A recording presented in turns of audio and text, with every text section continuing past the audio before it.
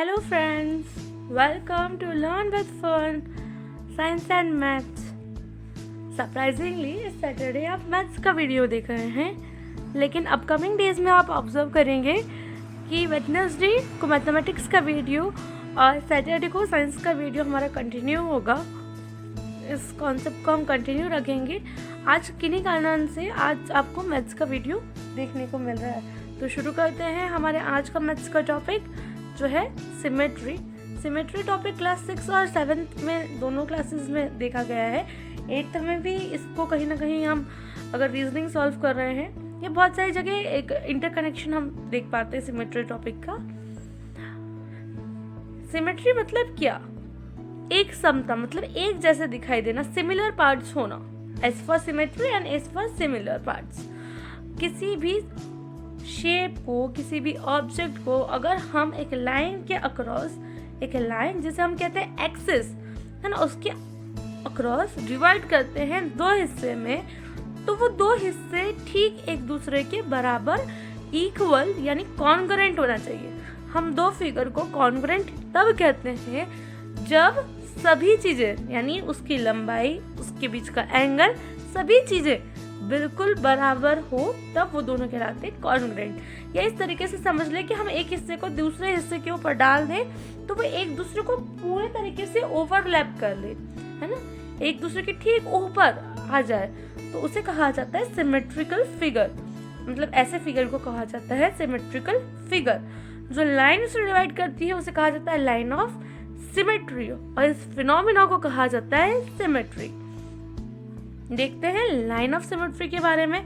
Reflection symmetry और line symmetry, ये किसके रिस्पेक्ट में बात हो रही है? रिफ्लेक्शन के, है ना। मतलब जब भी हम किसी ऑब्जेक्ट का रिफ्लेक्शन देखते हैं यानी उसकी परछाई देखते हैं, चाहे वो कांच में हो चाहे वो पानी में हो, अगर सेम हमें दिखाई पड़ता है, इसका मतलब उसमें कहीं ना कहीं एक लाइन ऑफ सिमेट्री है ना। ये हम लोग मिरर इमेज या वाटर इमेज जब पढ़ते हैं तो देखते हैं कि कुछ शेप्स ऐसे होते हैं या कुछ अल्फ़ाबेट ऐसे होते हैं जिनकी मिरर इमेज और वाटर इमेज चेंज नहीं होती। किसी किसी में दोनों चेंज होती है, किसी किसी में दोनों चेंज नहीं होती। तो इनके पीछे का जो कॉन्सेप्ट है वो कॉन्सेप्ट है सिमेट्री का कॉन्सेप्ट। चलिए देखते हैं टाइप्स। रोटेशनल सिमेट्री, तो सबसे पहला सिमेट्री का हम जो टाइप पढ़ रहे हैं, जिस बारे में हम पढ़ रहे हैं, वो है रोटेशनल सिमेट्री। अब एक ऑब्जेक्ट है जो रोटेट करने के बाद भी जैसा इनिशियली लुक दिख रहा था या लुक उसका आ रहा था हमें, वैसा ही लुक अगर आता है तो उसे कहा जाता है रोटेशनल सिमेट्री। इसे एक और नाम से जाना जाता है, वो है radial symmetry. Object can have more than one rotational symmetry. किसी ऑब्जेक्ट में एक या एक से ज़्यादा रोटेशनल सिमेट्री भी हो सकती है। आप सभी ने स्पिनर से खेला होगा, तो स्पिनर जो है उसमें आप उसको कितना भी रोटेट कर लीजिए, वो दिखाई वैसे ही देगा जैसे इनिशियली दिख रहा था।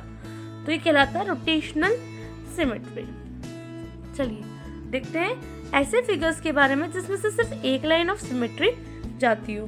तो हमने जैसे कि पहले के वीडियोस में टाइप्स ऑफ ट्रायंगल के बारे में देखा है। अगर आप लोगों ने नहीं देखा है तो आप टाइप्स ऑफ ट्रायंगल के बारे में जरूर देखिएगा।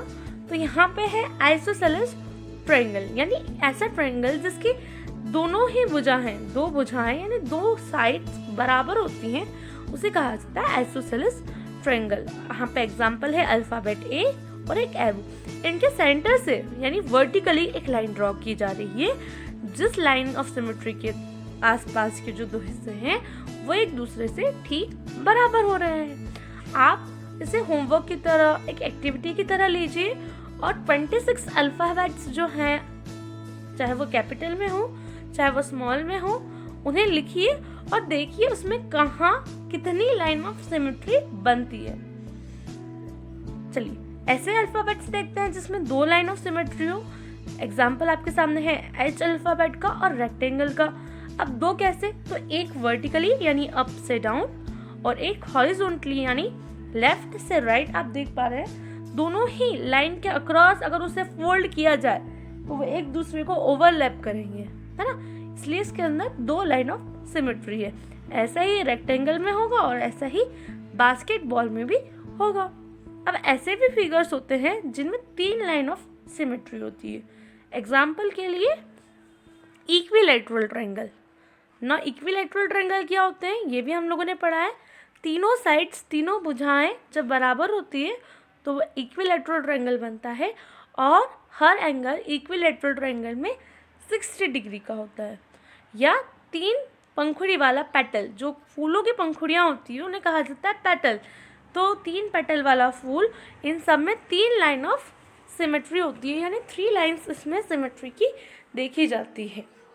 ऐसे भी फिगर्स होते हैं जिसमें 3 या 3 से अधिक लाइन ऑफ सिमेट्री होती है, जैसे कि गोला फूल, इसमें वर्टिकली, हॉरिजॉन्टली और डायगोनली सब जगह से सिमेट्रिकल आप देख सकते हैं। आप किसी भी लाइन के अक्रॉस एक सर्कल को फोल्ड करेंगे, किसी भी आप डायमीटर के अक्रॉस उससे फोल्ड करेंगे तो वो 2 इक्वल पार्ट में ही डिवाइड होगा, वो एक दूसरे को ठीक ओवरलैप करेगा। यानी ये ऐसा फिगर है जिसमें 3 से अधिक लाइन ऑफ सिमेट्री पाई जाती है। ऐसे भी कुछ फिगर्स होते हैं जिसमें कोई लाइन ऑफ सिमेट्री नहीं होता है, जैसे कि हमारा मैप। इसे आप कहीं से भी फोल्ड करें, ओवरलैप नहीं होगा ये पूरा पोर्शन एक पर दूसरा पोर्शन, चाहे वो हम पैरेललोग्राम का एग्जांपल ले लें। तो ये होते हैं figure with no line of symmetry. Thank you dear friends for watching. Please do like, share and subscribe my channel.